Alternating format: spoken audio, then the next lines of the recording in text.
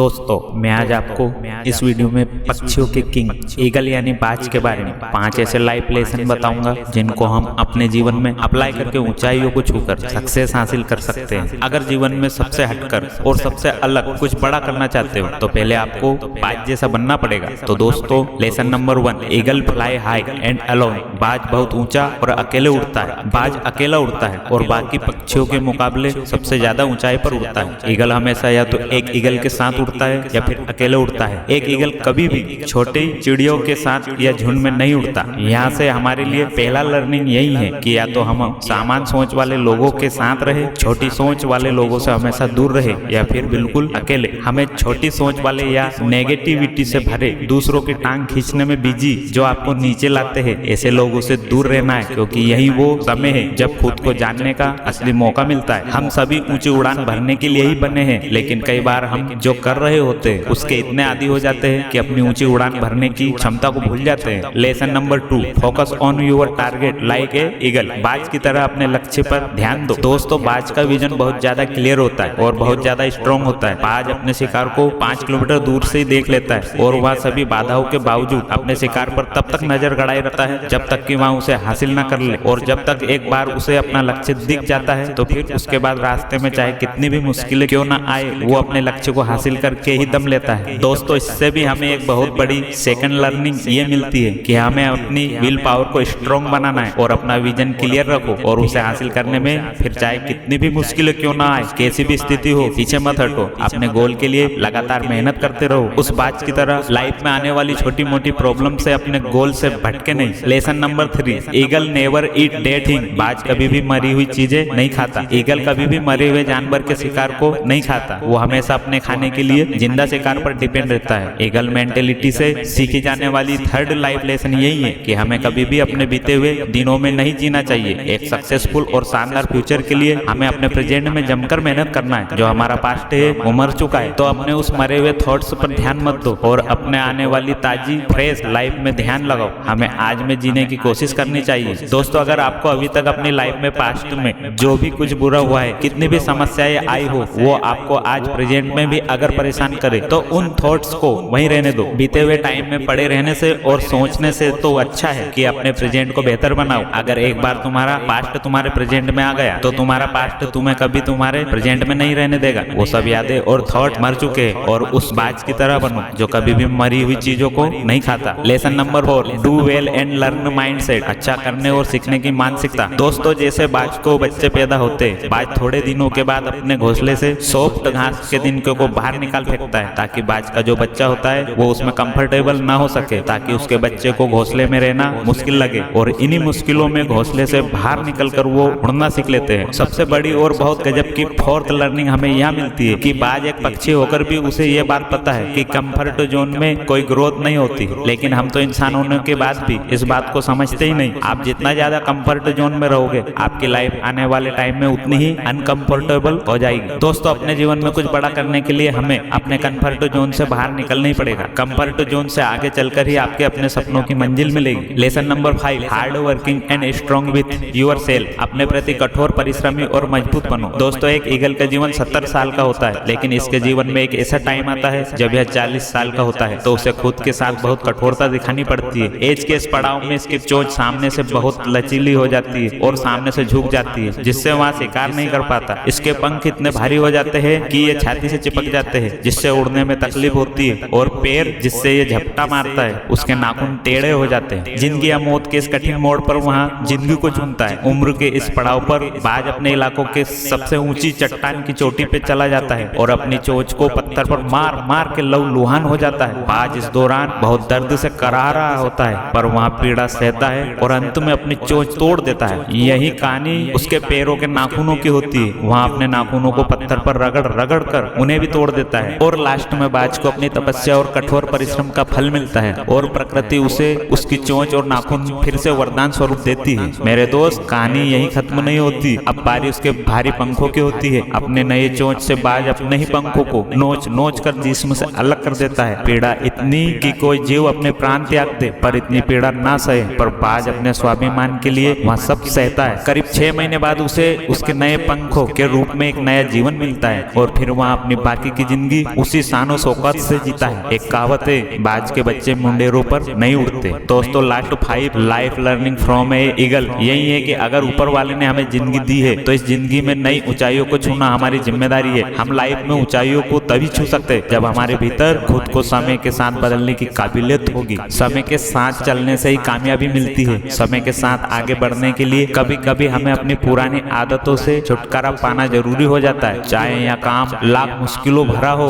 लेकिन ये बदलाव खुद की सक्सेस के लिए जरूरी हो जाते हैं और हमको इसे बेझिझक और मजबूती से खुद पर अप्लाई करना चाहिए ताकि हम सफलता की राह पर आगे बढ़ते हैं। दोस्तों प्रेजेंट टाइम में बहुत सुख सुविधाओं के आदत हुआ अभिभावकों के बेहिसाब लाड़ प्यार ने मिलकर अपने बच्चों को ब्रायलर मुर्गे जैसा बना दिया है, जिसके पास मजबूत टंगड़ी तो है पर चल नहीं सकता, वजनदार पंख तो है पर उड़ नहीं सकता, क्योंकि गमले के पौधे और जमीन के पौधे में बहुत फर्क होता है।